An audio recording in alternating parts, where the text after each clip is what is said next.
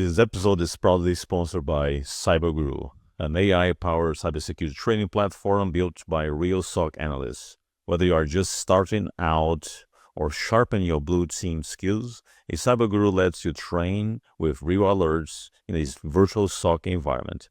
Learn to investigate, detect, and respond just like in the real world, with hands-on labs, realistic scenarios, and a free community edition to get started.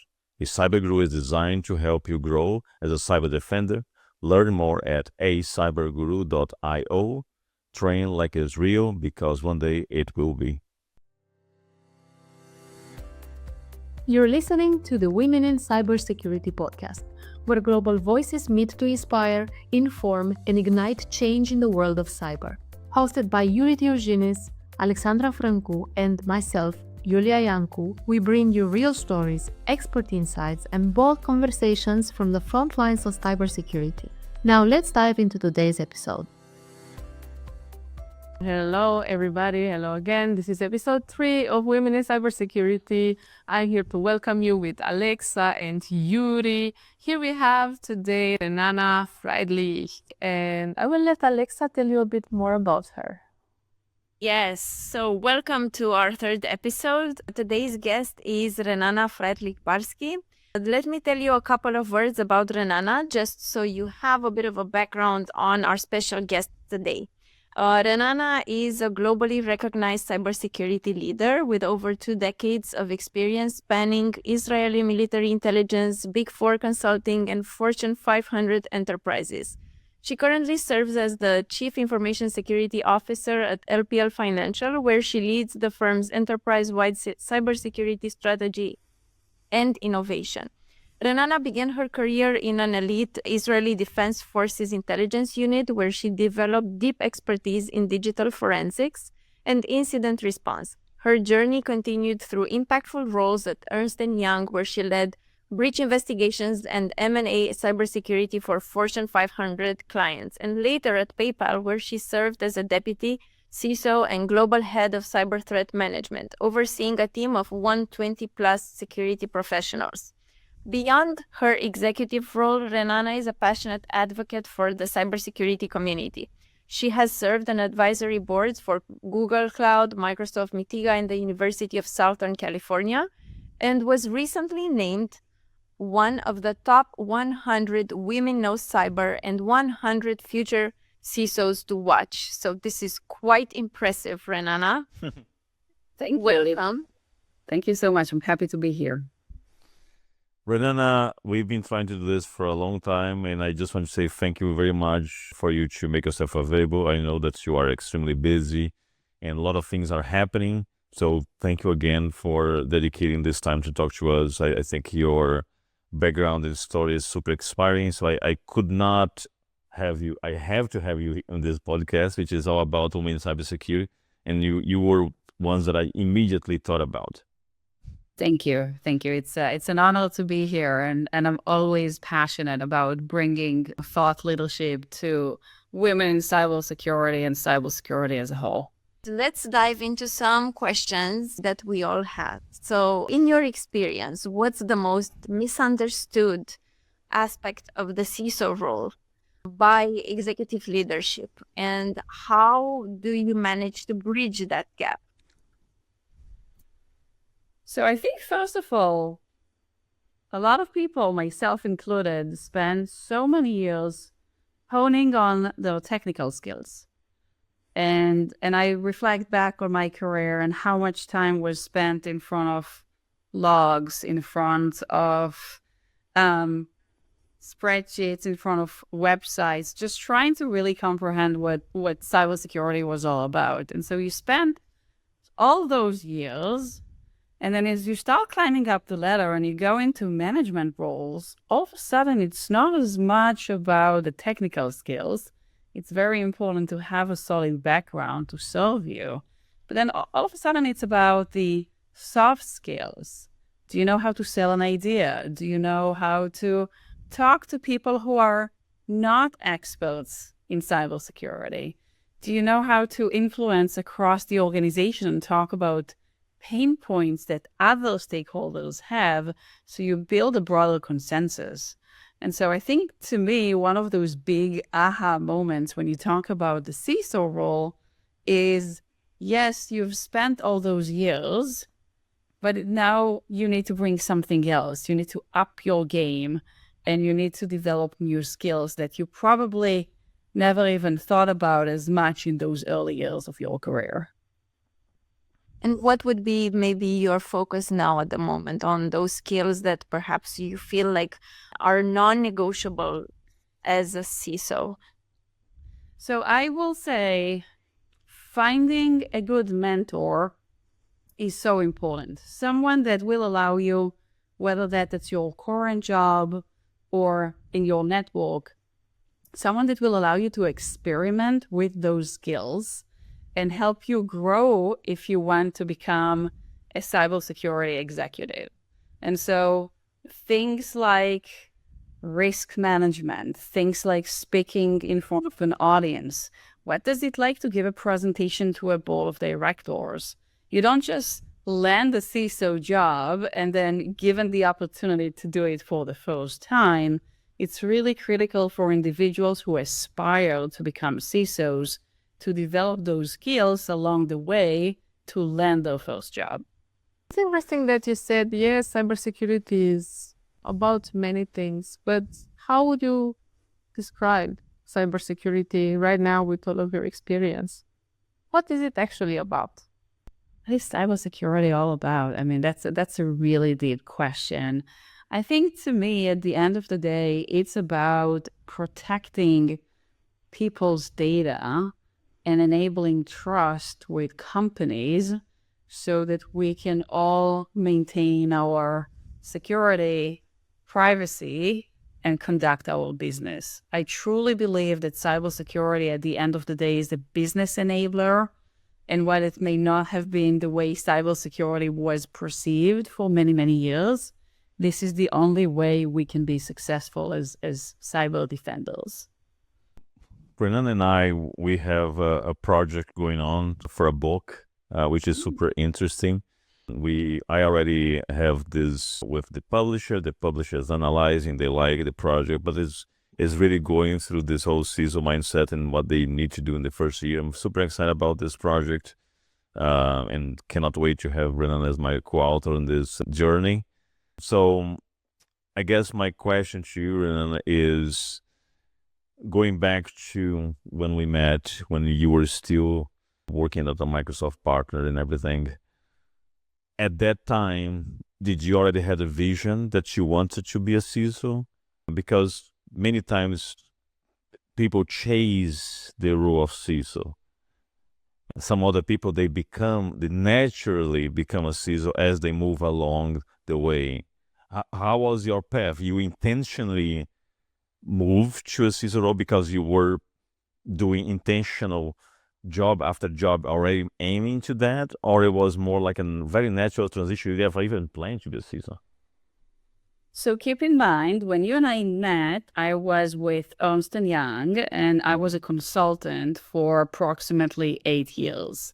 And so what I really love about consulting, it gives you such a broad view on industry, and it gives you an opportunity to experiment with many different aspects. And so I worked on a variety of projects across different cybersecurity domains, and it really allowed me to hone my skills. Back then, my goal wasn't necessarily to become CISO.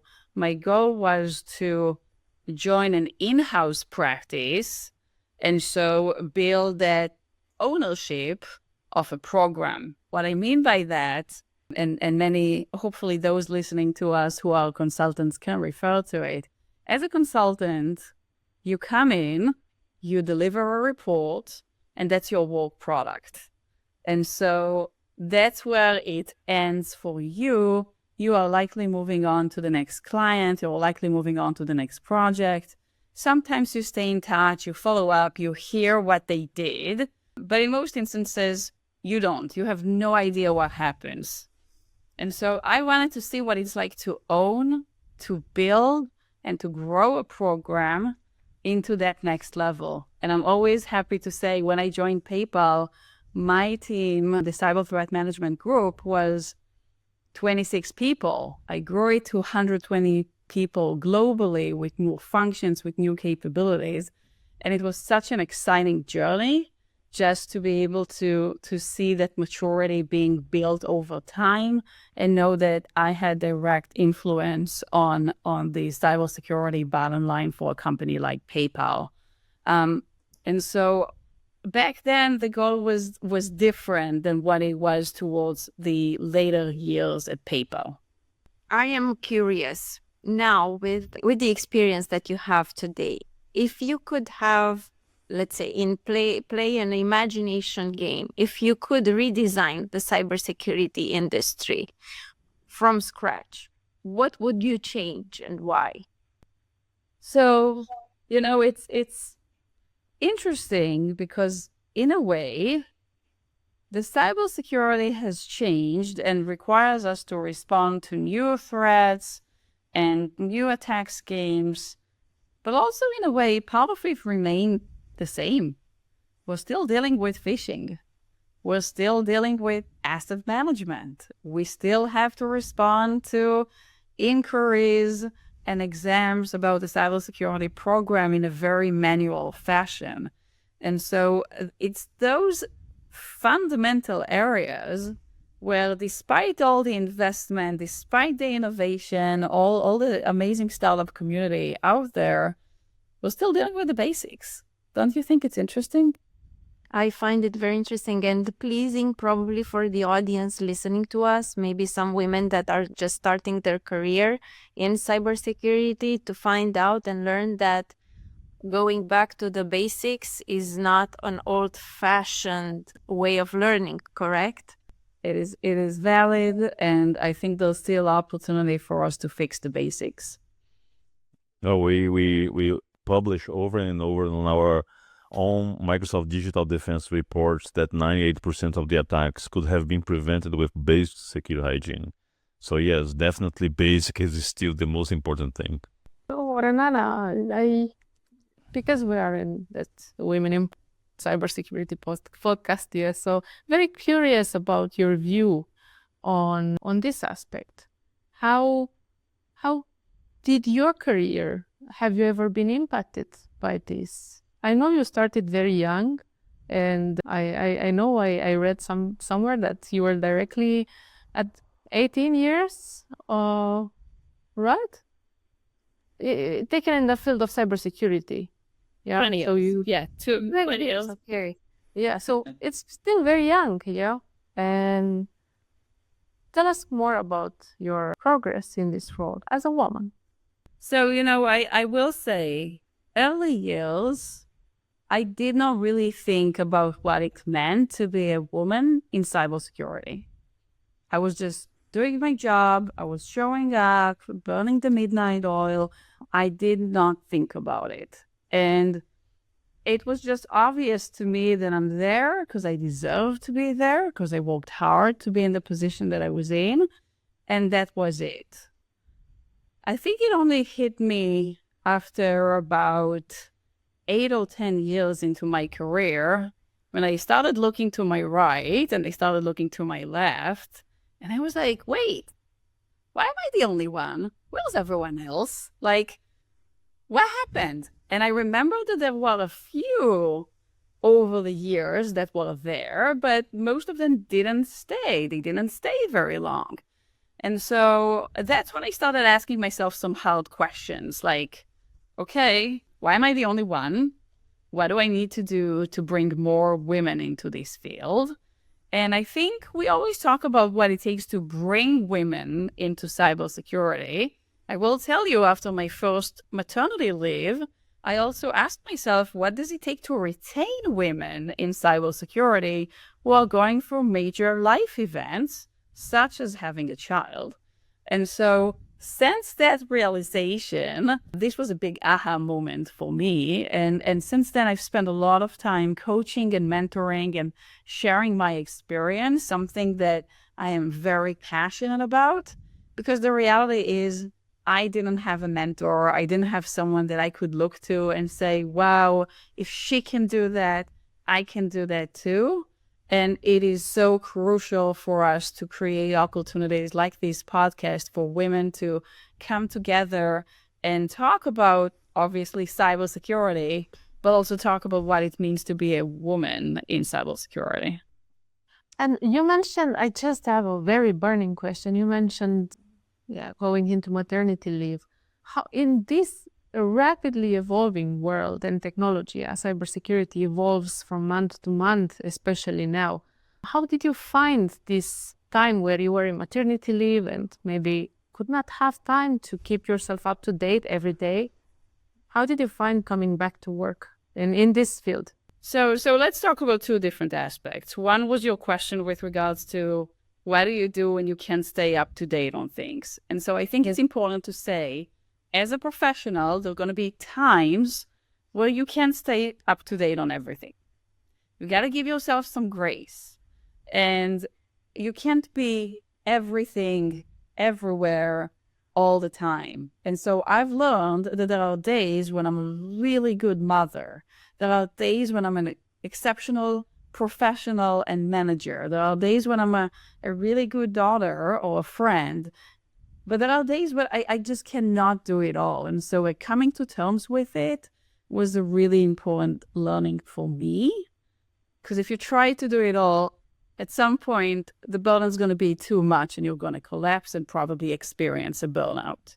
I think the other piece, specifically touching on maternity leave, I think it's having someone that help you navigate those big questions that may come during this critical life phase and find the right answer that is right for you. And, my answer might be different than someone else. And I'm so happy that, things evolved the way they did. I was lucky enough to have an executive coach that I was working with. I'm still working with her to this day.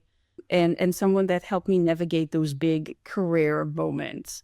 But if someone doesn't have an executive coach, it can be a friend, it can be a colleague. It's just very important to bring the village in and allow yourself to find peace and give yourself grace. I want to follow up on one thing that you said. You said that it took a long time for you to realize that you were alone in the room as a woman. In the beginning, you were working hard and things were happening, so you didn't really, pay attention to that detail. Now, my hypothesis, because I know that you were part of the IDF unit, and one of the things that we see a lot in the Israeli Defense Force is that men and women, they serve, and they have kind of similar opportunities, mainly on the intelligence unit. I know a lot of people that came from the intelligence unit because of our team located in Israel. And I noticed this pattern there. Women, we have a lot of women at Microsoft Israel, a lot. And more than probably any other subsidiary, just because they come up with this military mindset. Do you think that this is why it took a while for you to even realize, because you were so conditioned to, hey, this is normal business as usual? Well, you don't know anything else, so you can't compare it, right, against the workforce, which many of us think about when we think about the cybersecurity career. And I was just heads down, doing my job and focused on what was ahead of me. And those were big tasks, a lot of stakes in the ground. So I just was not thinking about it. And I think, if you want to think about where the cybersecurity was 20 years ago, we didn't really talk as much about like diversity in cybersecurity. Like we talked about the needs, we talked about the domains. I remember taking a class all those years back, but we didn't talk about diversity of thought. I think that started coming into the field only later. And then as I moved from the military to consulting, that's where I started seeing that, hey, something was missing. I'm really, really curious about the time that you worked for the IDF, and just wondering, if you have any particular defining moment from those times that really stood out for you and shaped the way you are looking today at cybersecurity, that still sticks with you. So here's what I'm going to say to that. Had exposure to the most amazing people, amazing technology that one could really ask for in terms of cybersecurity. But keep in mind, as I was saying before, I did not have anything to compare this to. And so I think I only realized how critical that was for me, for my core values, for how I show up. I only realized that once I left, because I knew nothing else. This was the norm for me. Yeah. As I reflect back on these days, I am very grateful for the habits that it allowed me to grow and for the person it allowed me to become, given those very early experiences. Yes, so networking plays a huge part as well in that time of your career, because you met wonderful people, professionals back then that probably stood out for you, even with the whole expertise that you've learned from each other during that time. I stay in touch with many, but I will also say, because you're touching on a very important topic here, networking is critical regardless of where you're in your career. And so people think, oh, I should be doing networking when I'm looking for a new job. The reality is you need to be networking at all times. Staying in touch doesn't mean you have to jump on a 60-minute call. It can be following the 7-minute element. And forgive me, I don't remember who was the person who brought it up. So if someone sees this video and later says Renana didn't give them credit, shoot me a note on LinkedIn and tell me who that was. But I read recently that you only need to spend 7 minutes with someone for them to feel cared for and accounted for.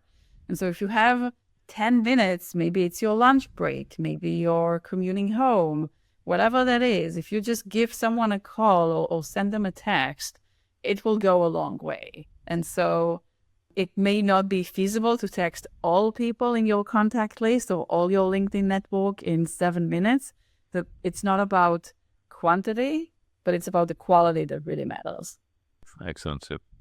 Also, as cyber threats become even more and more geopolitical, how do you manage as a CISO to navigate these ethical dilemmas like surveillance, data sovereignty, compliance, security capabilities, and all this? So as a CISO, you always have to look at the cyber heat map and understand the sector that you're in, the size of the company, and the specific threats for you, and adjust that cyber heat map accordingly. And to me, this is all about putting the right controls in place, keeping two very important principles. One is defense in depth. The second is assume breach. And with those two, design controls that allow you to effectively stop, detect, respond, and recover to cyber threats. Wonderfully said. I think these principles really should stick out probably to all our viewers, as they represent probably the go-to basics, like you said earlier, right? These 3 bullets actually tackle a lot of other branches of the cybersecurity tree. Yeah, start with the basics. You have to walk before you run. That's true, Rena. So when I asked you, you said that cybersecurity is about protecting data. What's going on with AI? Yeah, AI, it's all about taking all of the data, processing it, and offering better insights. How do you see the world in the future of AI? How do we secure the data? So let's take a step back. The first 12 to 18 months of AI and cybersecurity, everyone was like, I don't know how I feel about it. Should I do something with it? Should I not touch it at all? The reality is this is where we're going as an industry. And so we're now at the second wave of AI usage where attackers are using it for various purposes, but defenders have finally started adopting AI to use it for security purposes. And so I think this will allow us as an industry to start removing some of the toil or busy work that we all have, the things that probably 10, 15 years ago, we would have said, let's just get rid of it. I hate doing X.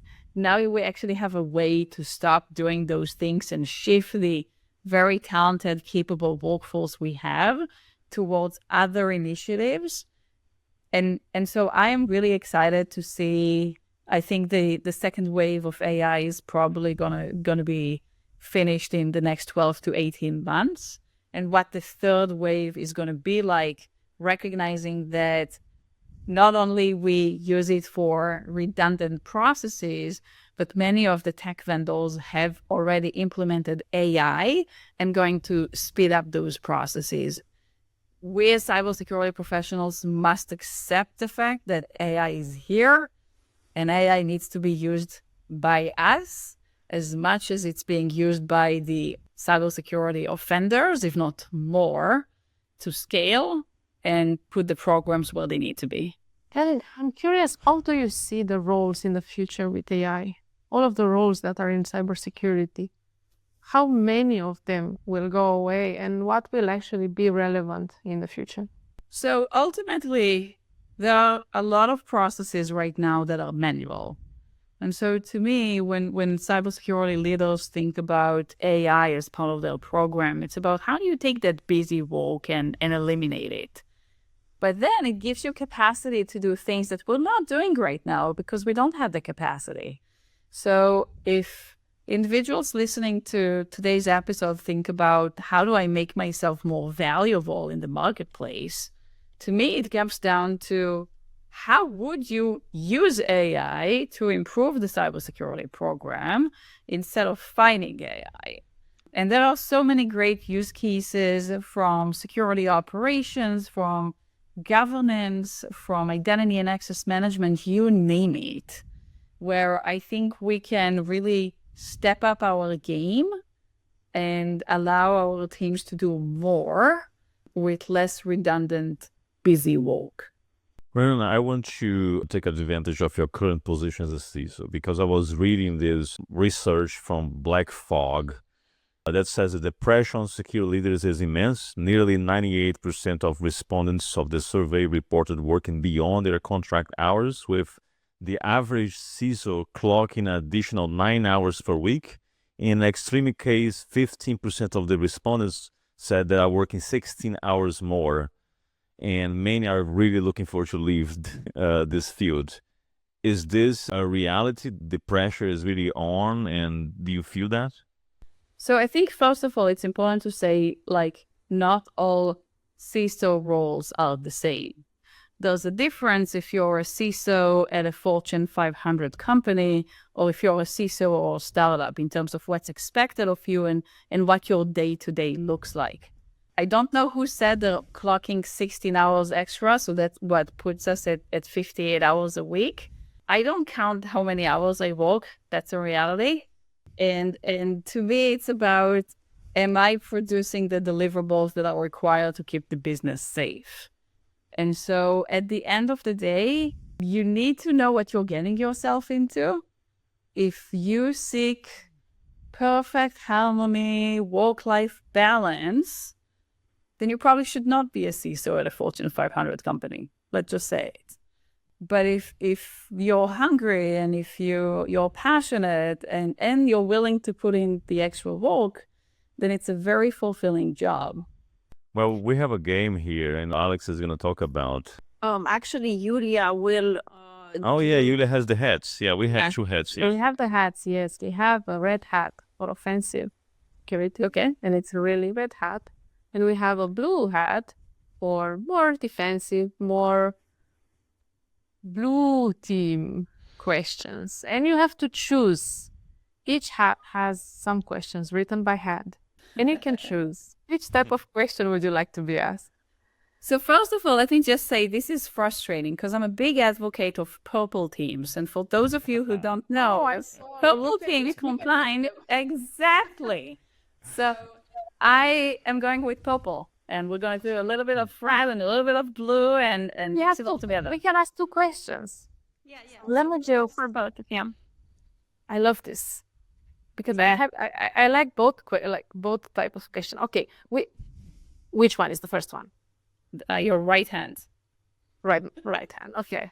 So then, what's the most underrated log source that defenders should pay more attention to?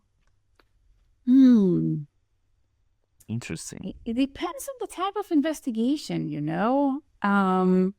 because like there's no one log source that can rule them all, and if you only have that, then you will nail it. Here's what I'm gonna say to that: instead of focusing on the log source, I will say it's about the log retention period, and I would strongly encourage people to go back and see what the log retention period looks like.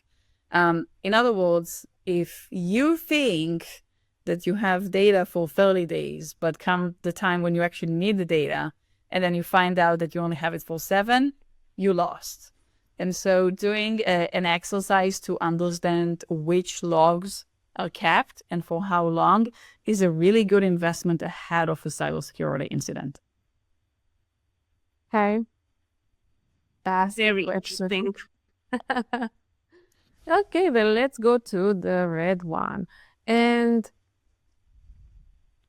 okay, what's the most overlooked identity-related vulnerability attackers love to exploit? I mean, there are so many, right? I'll just go back to one of the recent articles I read recently, and I'm sure everyone here is familiar with Midnight Blizzard.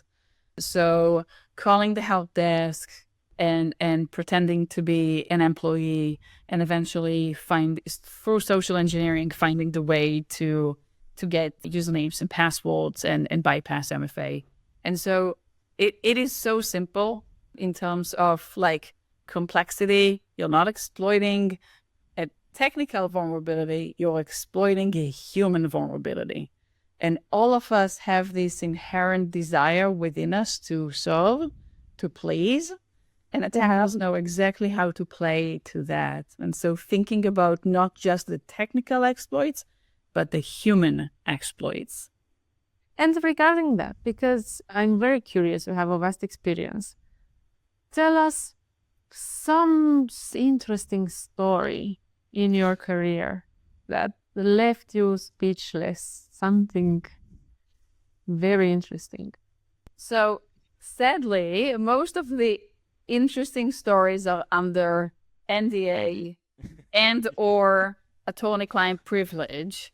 So I cannot speak about them, but I will say one, I recall when it was like my early days with PayPal, I came in from consulting. I spent many hours like on the ground responding to various cybersecurity attacks. And I thought, you know what? I saw most of it. Like I feel like I have a good grasp. And the reality is, like, even after 20 years, I still learn new things. I still see things that I couldn't even imagine. And I personally love the fact that it has to keep me on my toes and like I have to continuously learn and evolve as a professional. I'm curious, from your leadership experience, what would be your approach to developing future CISOs? Are there any specific traits or experiences that you look out for? So Zoriana, you can always say this on the upcoming book that we are going to release. All those tips. okay. Sweet for you to tell me that the contract was accepted. So We are almost there. almost there. Perfect. Sorry for spoiling it or for having a preview of the book. So it's something that I'm super excited about. So here's what I'm going to say. I think, first of all, I am passionate about building the next generation of cybersecurity leaders, men or women. And to me, it's about helping others get experiences that align with their career path and aspirations. And so there are so many different things that one can do. But I will say some of the most useful tips that I received throughout my career were, first of all, fail fast and find safe environments where you can fail and learn from that experience, because there's nothing like that first-hand experience, really. There's nothing second to it. But you need to have the right leader who will give you the space to experiment, to make mistakes, to pivot and adapt. And this cannot probably be catastrophic mistakes. I think the second aspect is through mentorship or shadowing. And so if someone is like in one particular security domain and they want to become a leader who's well-versed in the other domains, how do we as leaders create opportunities for them that will allow them to gain that experience? And so if I think about myself and my background, I started in a very technical, very specific domain. I did not have as much exposure to the other domains, and I had to make the time and make the investment to educate myself on these domains. But I want people to know, like, I did it, one, because I was passionate, two, because I was willing to put in the extra time. And so it just, if someone expects to be able to be a really good subject matter expert on a topic, but also like continue to develop themselves and do it within a 40-hour work week, I don't know, that wasn't the story for me. I was putting in the extra hours, and I was always looking for who else can I speak to and who can I learn from, as an example, through shadowing. So keeping that in mind. And I think last but not least is, what can I read? How can I educate myself? And if reading is not your thing, then what can I listen to, so that you get different perspectives from different people? You may not be working with them, but it still gives you access to those individuals. And so Yuri and I are working on a book proposal, and hopefully we'll have more to share later this year, something that I always wanted to do. And so when Yuri reached out to me a few weeks ago, of course I had to say yes. And here is the overachieve mindset of Renana, because she said, Yuri, I'm pregnant. And they said, yeah, how are you going to write with a new baby? I said, don't worry, I'll make it happen. And I said, are you sure? She said, yes. So she's already finding some side projects to do in this time off. I really admire this mindset. And look, let me just say, because some people may think, Yuri asking me, are you sure? And it doesn't have to do with gender or anything like that. To me, it's more about the mindset of like, what kind of person do I want to be? What kind of legacy do I want to leave behind? And how do I help others who don't have to be in my shoes, who don't have to go through my personal journey, get that exposure that I was fortunate enough to have? So it's really about serving others. And the more senior and the more seasoned you become in your career, to me, it's about building that next generation and helping them evolve to be the future leaders of tomorrow. What's your go-to productivity hack? You take on all these commitments and you make them happen. How do you do that? Is there any tip or trick that you have when it comes to being productive? I would say, one, setting up goals, like know what your goals are. And when you have a goal, committing to it. In other words, like I make it known what my goals are, not just to myself, but I also make it known to some people within my network. Beyond that, and this, again, it's going to sound so simple, scheduling, put it on your calendar. Because if you think about it, but you don't put it on your calendar, it's not going to happen. And you may get to that time and say, you know what, I'm busy, I'm tired, like whatever that is. I just don't go into those negotiations with myself. It's there, so it will happen. And if you were to ask my team, they will tell you I'm very big on deadlines. Like if I give you my promise that something will happen within a certain amount of time, I will do what it takes to deliver on that promise. It is so important to me. It is part of my DNA. And so kind of going back to some of the good habits that I installed at an early age. So simple, but effective. Thank you very much, Renana. Yeah, it boils down to discipline. I think that once you start build discipline on your life to do things, even if you don't feel like doing it, but you promise someone that you're going to do it on your calendar, you have a deadline, then you get it done. It really, you are not so interfered by the mood of the day. You get it done no matter what, right? Exactly. And I think, I'll share with you all, I quit drinking coffee 5 years ago. I do all of this with no caffeine in my body. So I love taking on challenges and I love pushing myself to the next level. Yeah, now you went way too beyond. I cannot do that. I love coffee. As a Brazilian, we are addicted to coffee. And I'm many still addicted. 5 years later, I'm still addicted. Like if you go by me with a cup of coffee, I'm really going to enjoy the smell and the aroma. But after 5 years, I found new habits to replace that. Okay. Well, I think we are coming to an end. Alex, Yulia, you have any final thoughts to ask Renana? All good from my end. Thank you so much. Thank you, Renana. Thank you so much. It's been an absolute pleasure. I'm so glad we had a chance to have this conversation. Hopefully it inspires leaders, juniors, who's listening to today's episode to lean in and take on new opportunities or just raise their hand and say, I'm open for whatever comes. And I'll be more than happy to come on future episodes and continue to build together this incredible community you've created. Well, I truly appreciate and I wish you all the best during this new phase of your life. I'm looking forward to our project together. We'll keep you posted.